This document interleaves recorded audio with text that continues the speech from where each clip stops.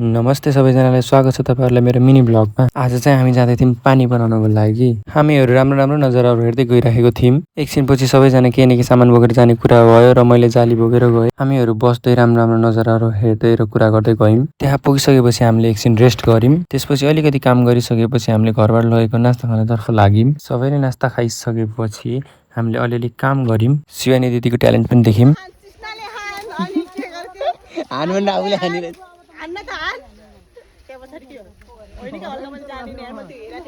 सबै काम सकाएपछि हामी घर आउनतर्फ लाग्यौं। आउने बेला हुरी बतास र पानी परेर सबै घर आउन आत्तिरहेका थिए। घर आउने बेला हामीलाई पानीले बाटामा नै भेटाइहाल्यो। हुरी बतास बेसरी चलेको हुँदा रुख पल्टिने डर भएको कारणले हामी ढुङ्गा मुनि बसेका थियौं। एकछिन त्यहाँ ओत्लिएर फेरि हामी हिँड्न थाल्यौं। आउने बेला हामी अर्को बाटोबाट आयौं। म चाहिँ घर वरिपरि यताउति नहिँड्ने भएर मलाई चाहिँ निकै रमाइलो लागिरहेको थियो। राम्रो सिनेरीहरु हेर्दै हामी तल आइपुग्यौं। That's all for today. Thank you everyone. Like share गरिदिनु होला।